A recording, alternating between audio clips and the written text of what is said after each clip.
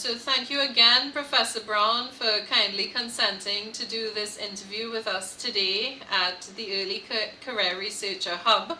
And we're really pleased to have someone of your standing engage with us as we just chat with spotlight researchers to understand a bit more about your own journey to becoming a researcher of your standing, and to understand a little bit about what we as early career researchers can learn from your journey.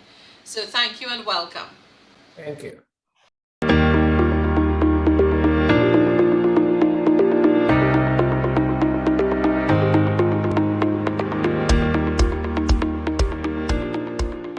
Great. So as I mentioned before, my name is Zaida Ventor and I'm one of the members of the Early Career Researcher team. And we'd like to start off today by just hearing a little bit from you, Professor Brown, about where you're currently employed and what is your main role there. Currently, I'm not employed. I retired in 2020, July 2020. Right. After chairing the Department of Educational Foundations and Leadership for 9 years. And you reach a point where, you know, as I always tell people, you leave when people want you to stay, not when they want you to go. I think I made my contribution. It was time for me to move on. So, but although I'm retired, I still sit on a few dissertation committees. I'm still a reviewer for a number of journals. So I'm still sort of actively involved in academics in that regard. You sound like one of those retirees who never really retire, right? It just keeps going on. Excellent.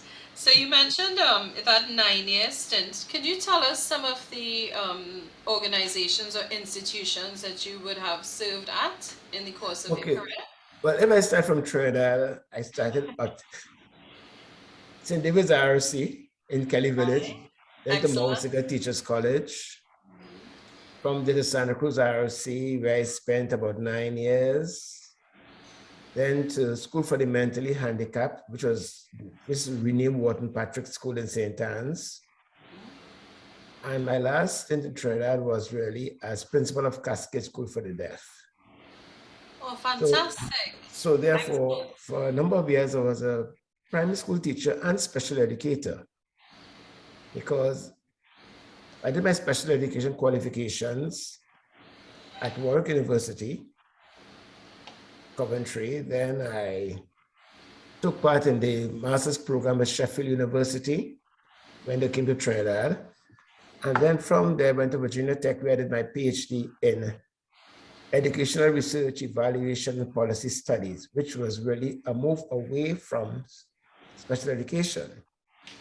But the reason I did this is because as a special educator in Trinidad, attending a number of meetings, et cetera, I realized that anybody who came in with numbers had much more authority, much more reverence, much more power than people who did qualitative research. And up to that point, up to my master's, I was a qualitative researcher.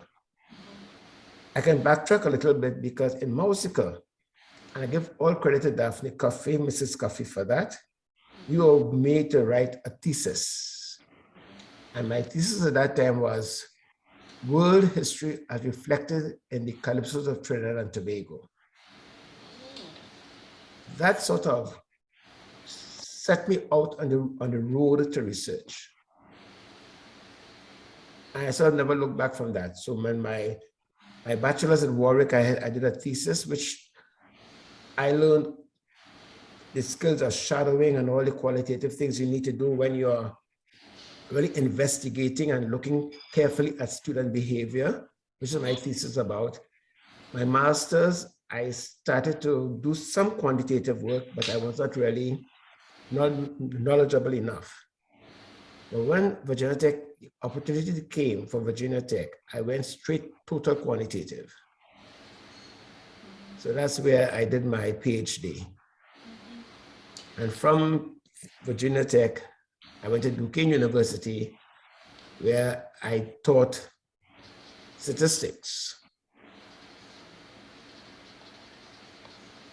excellent. I think that's such a remarkable journey, not just geographically, but just in terms of your evolution and constant progression. Hearing about you practicing and learning in the UK and then across in the US, and then certainly with a genesis here in Trinidad.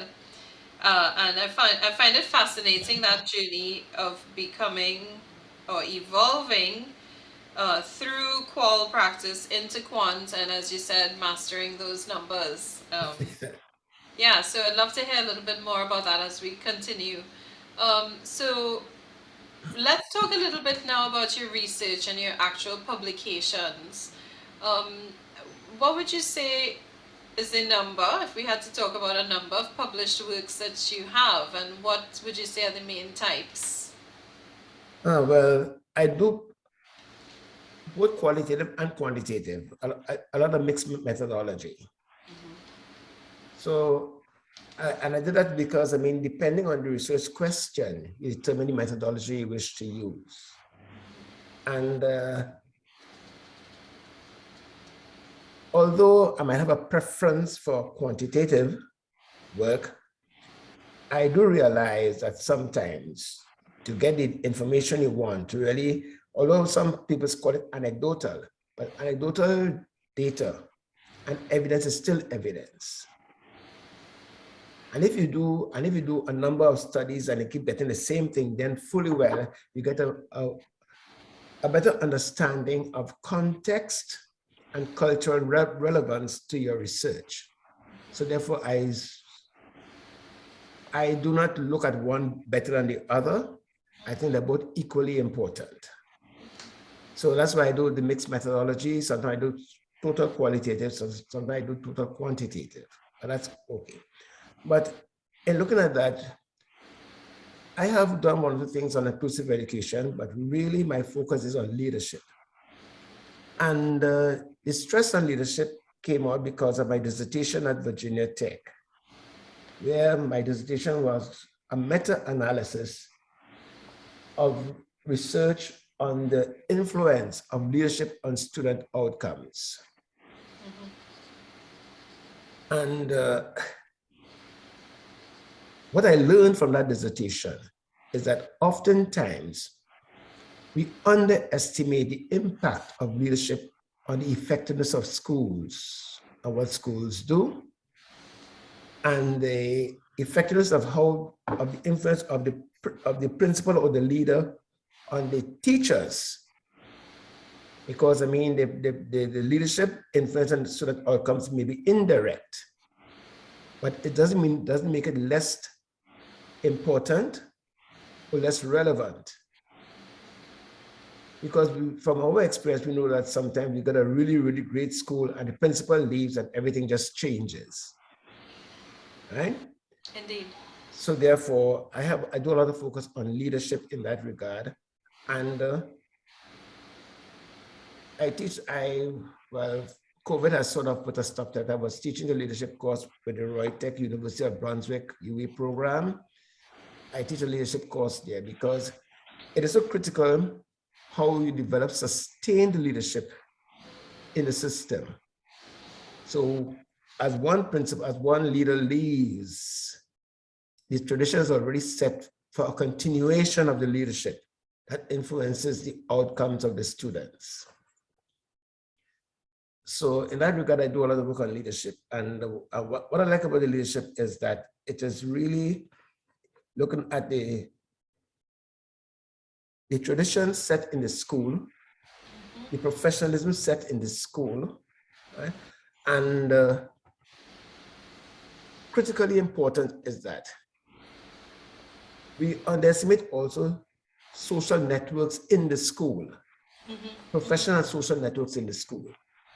But those are the things that set the tone, the traditions, that hidden curriculum of what goes on in the school, because the school is much more than just the academic curriculum. As a matter of fact, there's some students, more important than the academic curriculum is how they feel and the sense of belongingness to the school.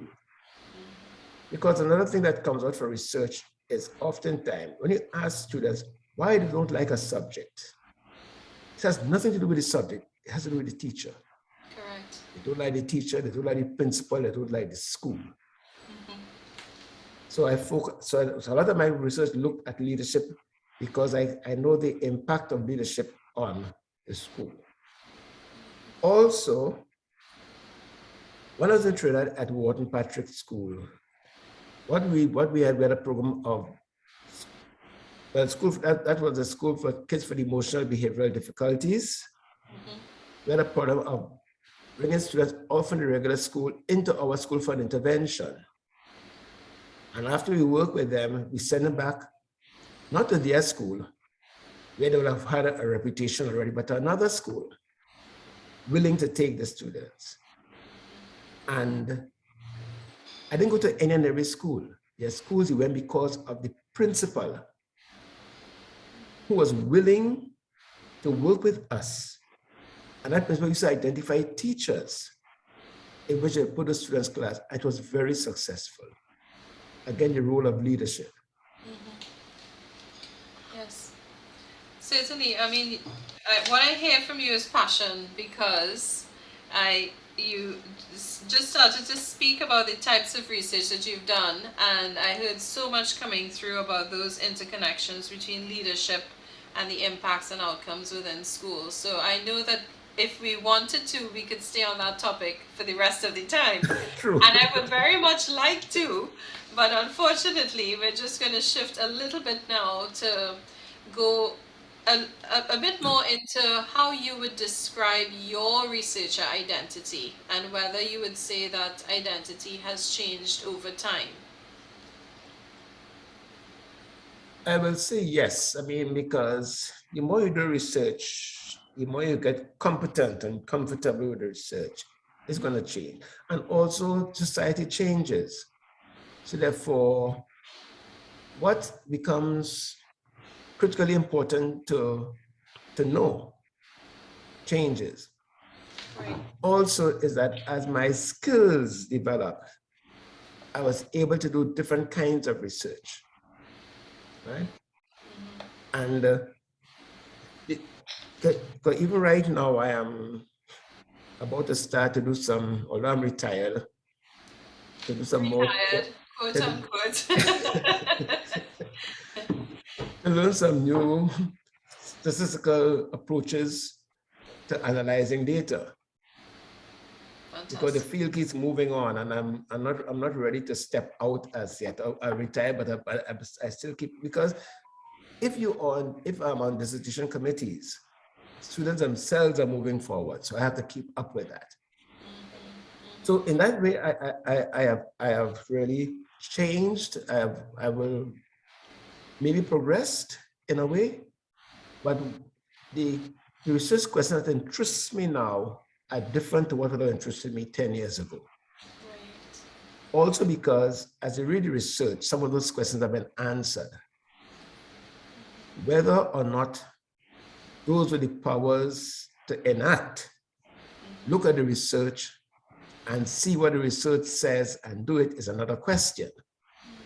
But with me, as I do any review of the literature, I will say, okay, well, this has been answered. There's no need to go back to look for any new information there, or it's what you can add to the literature.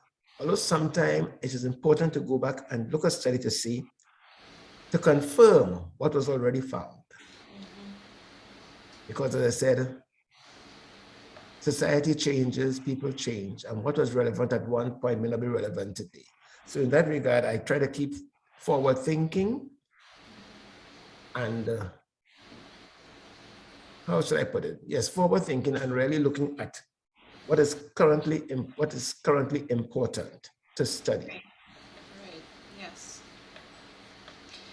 I think that's an excellent point, and for I describe myself sometimes as a fledgling researcher or novice researcher. But what I think really struck me in your answer just then was the two sides of it: the fact that the thing to be researched, or that which can be researched, the phenomenon, those things themselves are changing, and then you, as the researcher, the observer, have undergone this change and progression that you described. So it's almost a transition or progression of both of those things, and then kind of aligning that as your journey continues into quote unquote retirement. Yes. Yes.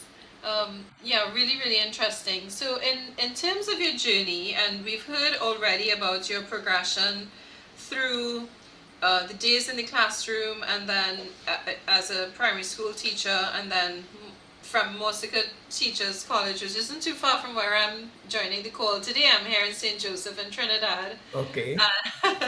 And then, on to your BA at Warwick, Masters at Sheffield, PhD in Virginia, teaching at Duquesne, and then now all your dissertation work, etc.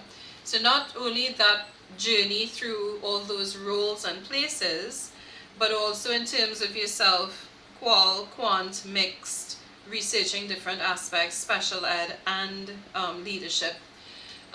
What would you say have been some of the facilitating influences on your career as a researcher, and some of the hindering influences? Uh, Facilitating influences would be working with my colleagues at the university. Right. They're so supportive. And it is something that doing good research, we oftentimes see it as an individual project. It is not. Because we tend to forget that the participant in your research is doing you a favor. Yes, they are doing you a favor. They can always say, no, I'm not interested in taking part in your research. And we tend to forget also that from our participants, we learn a lot. And I always remember a saying I had as a special educator when I went to schools. I used to tell teachers, listen, most of the tricks I have in my bag, I've learned from you all, from great teachers. Right? So getting back to what facilitates that is it. Facilitating me also is access to an excellent library, whether it is online or physical library.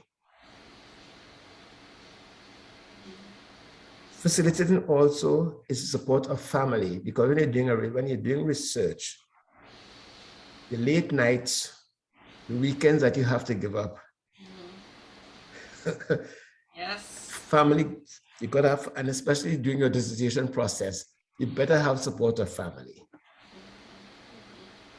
Because it could be, as I said, it could be a lonely journey. But anyhow, but that support of my colleagues and my friends was critical. The challenge is always, especially I think in the Caribbean context, and I'm not only bashing Trinidad, oftentimes how do you access data? And specific to Trinidad, I would think, so that's what my experience would be. And I know it is changing, and I give credit to some professors at UWI for changing that thing. And we are not accustomed to using research, using data to make decisions. You may have a policy discussion, people come with their ideas and their great ideas, but oftentimes that's not founded on hard data. And if you access data and you do your research, whereas in data I did in research I did in South Africa with a colleague of mine, research I did in the US, even if our results were critical of the system, they didn't see it as a criticism. Of course, the language they use would not be sort of any kind of dehumanizing language or insulting language or language that is not appropriate. But people don't see those things as criticism. They see that, okay, this is what they found. How do we fix this? What do we know? Or they maybe might counter your argument. But so to me, that is a challenge when it comes to collecting data in a society that's not accustomed to using research to make decisions, and they see the outcomes of research. If it is not supportive of what they are doing, they see it as a criticism and not a critique. And there's a huge difference between a criticism and a critique. So that has always been my challenge, that balance of how do you try to do things in Trinidad. So that's why I've pivoted so much to the workshops in Trinidad. Right. Yes. Yeah, I use my research as well, but so my research, I think, and I know what it is, how is it impactful? I see the impact of the research is as students like yourself and others use my research in your own studies and in all your own research. And I'm invited back to work with schools and to do workshops. I think that's how I bring the impact. So therefore, I try to avoid the powers that be where critique becomes criticisms. I think that's a really powerful message, Professor Brown, and hearing about your journey and that development being facilitated by that community of colleagues, friends, family, and the practicalities around access to library sources. You face the simplest barrier about really finding this delicious article you really want to read, and then you don't have access to it. So that, having that access is such an important facilitating force. I think that's a fantastic point. And then, of course, you mentioned about being driven by seeing the research being utilized and seeing the impact that it achieves, sorry. And then you mentioned those hindering factors around limited access to data and some limited attitudes maybe and approaches to data-driven decision making and societies using evidence and information to inform their decisions. Could we talk about that last point a little bit more around those hindrances? You mentioned around kind of navigating around those by focusing on development initiatives like courses and focusing on what you could actually do within that setting. Would you have any other tips or strategies to share with an early career researcher about how to get around those hindrances?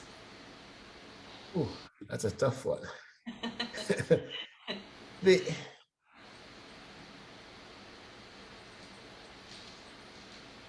One way of getting around some of those challenges, I would think, is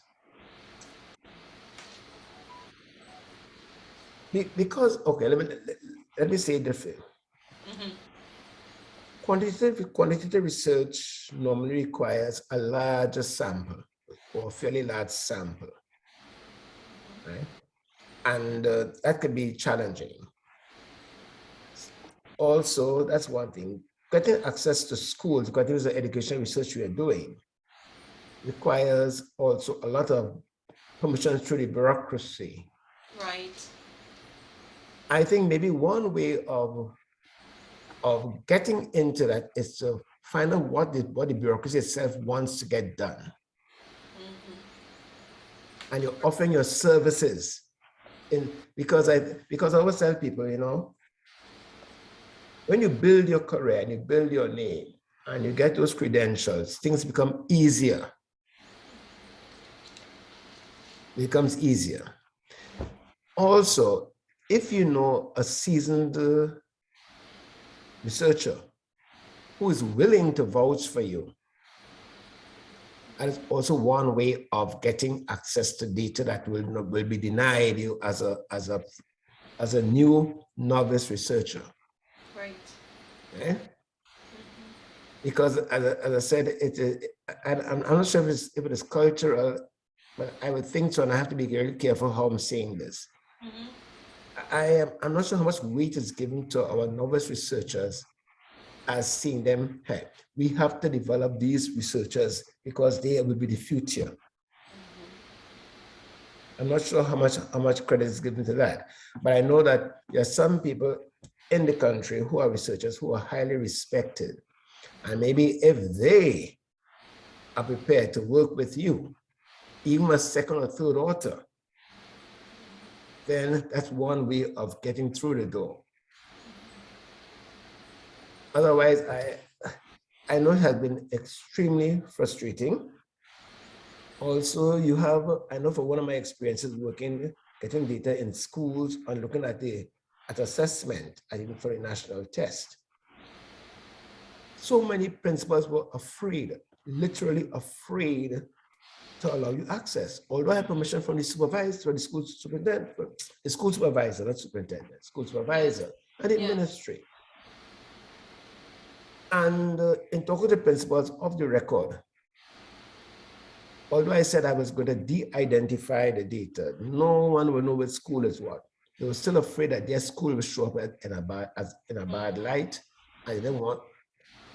And I was saying to myself, okay, but you know something, every year, the ministry puts out this common entrance exam results, something which I won't get into the politics of that. Which schools do well and which schools do this and which school is not meeting standards, a whole bunch of stuff. Whereas, you know, it comes out. And parents talk about good school and bad school. But that was a challenge I found going to the school. And again, it's because the culture of research is not embedded in the society. I'm not saying it is easier in England or the US or anywhere else, but I think it's more difficult in Trinidad and Tobago in that regard. So I would suggest is that as you do your research, you get people who already opened the door to facilitate you going through that door.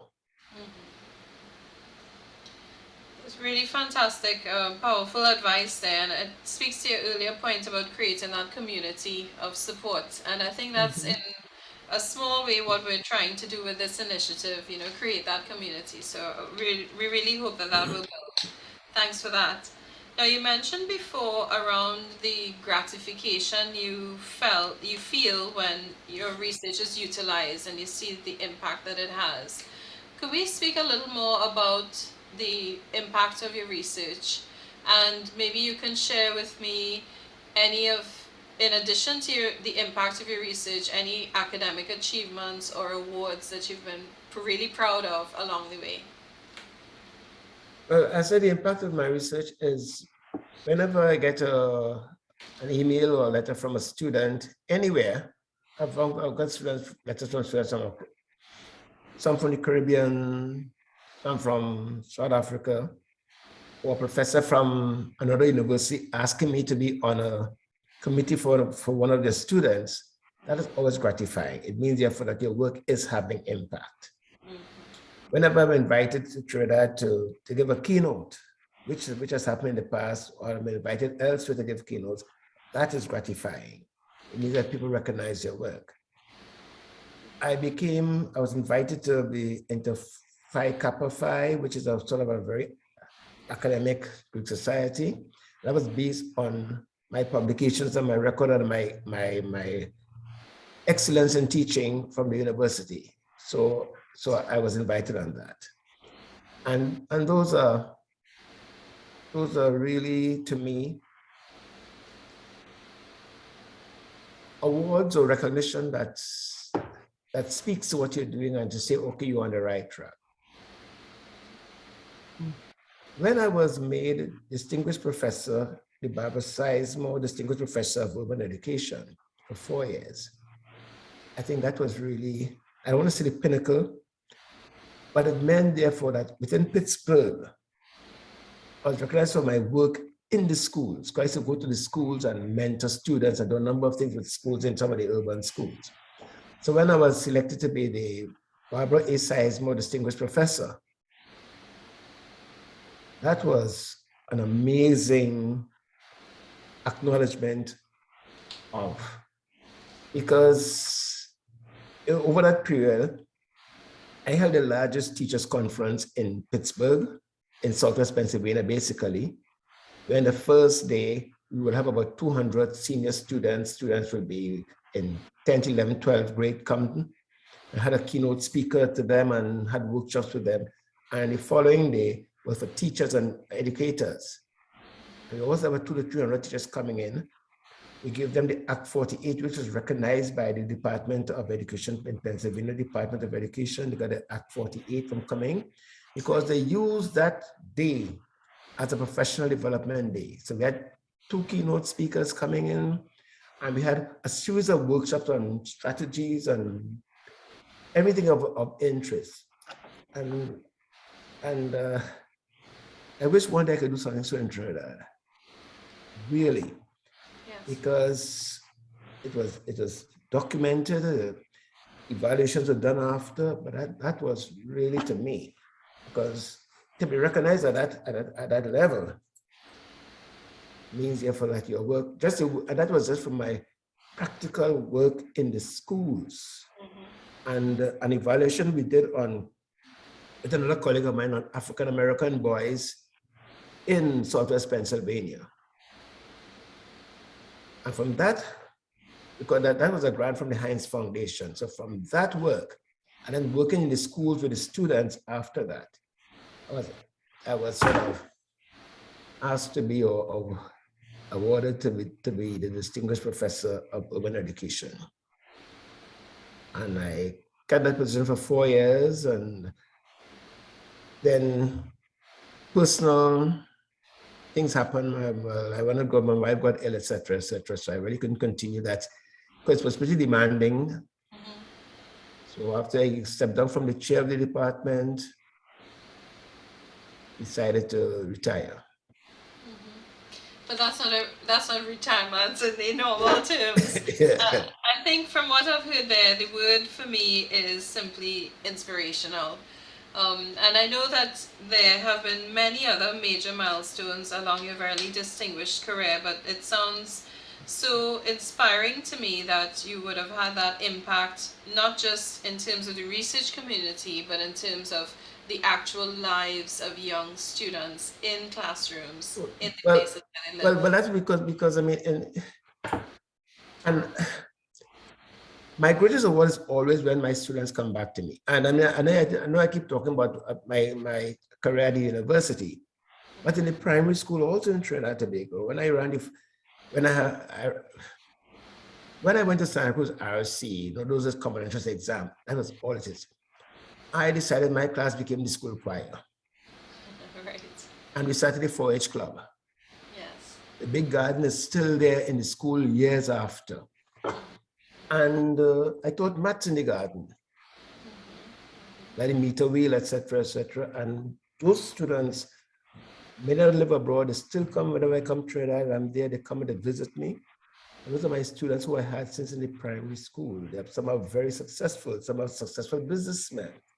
I met one who I think is a millionaire now in the US, but the point is that I always enjoy meeting my former students. You encourage their talent wherever they are. I mean, so some of my greatest achievement and proudest would have been in the primary schools. There I started my reading program in the school in Santa Cruz RC. And those are things I'm very, very proud of, because those students, I mean, one student told me point blank, he said, it wasn't for me, he wouldn't have been able to read. When I took my students to St. Vincent and Grenada, I think arguably it was the first 4-H club to leave the shores of Trinidad and Tobago, in St. Vincent and Grenada. So things like that also are things that I'm really, really proud of. So besides what I did at the primary school, what I did in special education, where we started to take kids from the regular school into our school and back out to the regular school, and what I did at the university. But I think it's always because teaching or lecturing, whatever you're doing, is more than just the content. We teach people. We work with students. And we tend to forget that so easily. And and just recently I was reminding a teacher about that. I was saying something. She talked about the student. I said, when Eric William was in class, and Nur Hassan Ali was in class, and Kanan Prasad Processor was in class, and Bazio Pandey was in class, and I go through all these people and who all of them were in class. Nobody said, Eric Boy, one day you'll be Prime Minister of Trinidad and Tobago. And no, you'll be such a great justice and you'll be president. And Kamala Girl, you'll be the first female prime minister. Nobody said that. So let's teach them like if they will be.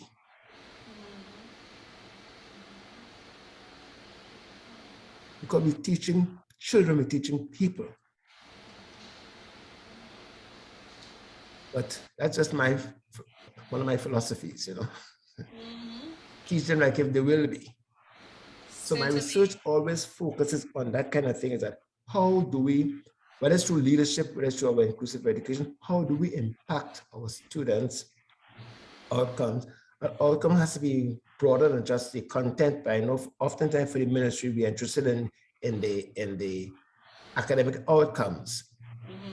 When I teach my leadership class, I go way beyond just academic outcomes.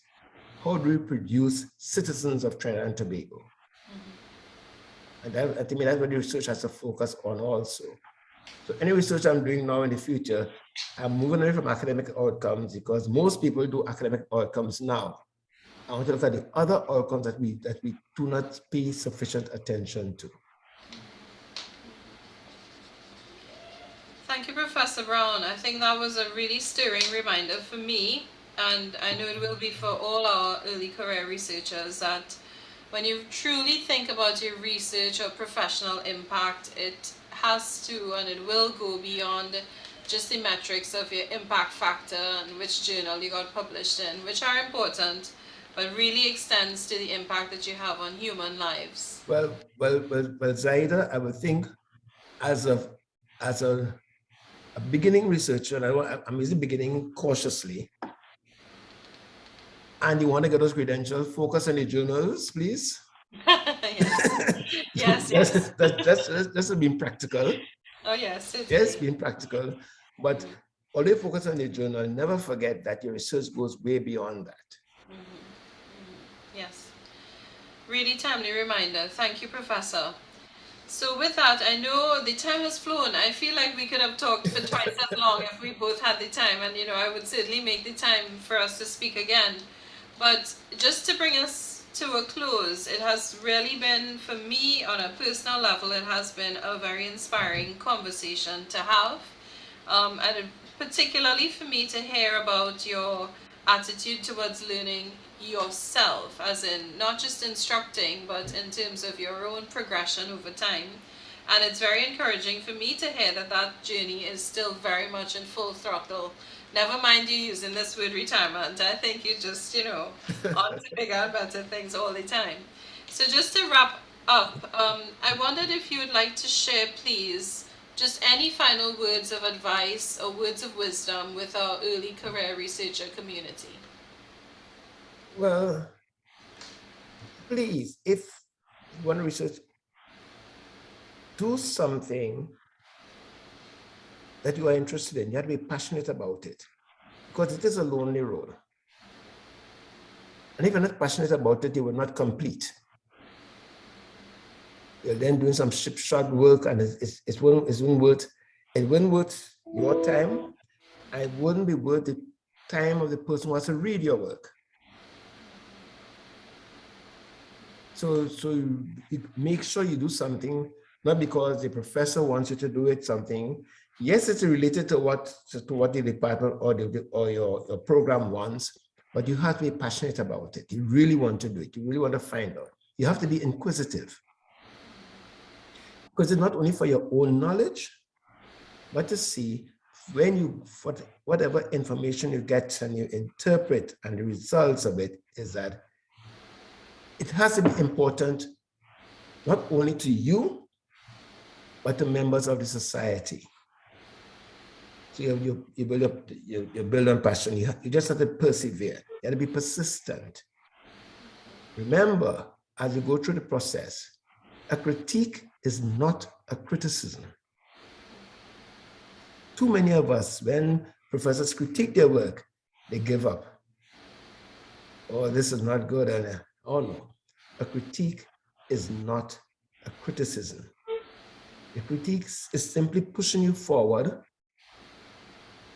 to say you can do better. And the first time you read a critique, it might be deflated slightly. Close it, think about it, and then read it again, maybe a day or 2 days after. You've got a different perspective.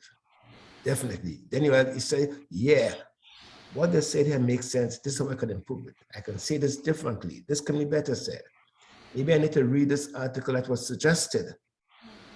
They're going to counter argument to the argument I'm making, because oftentimes in doing our research, we have our hypothesis, we know what we want to find. And therefore we keep looking for things that only support what we want to find. It doesn't work like that. So where is the guide literature to support your hypothesis?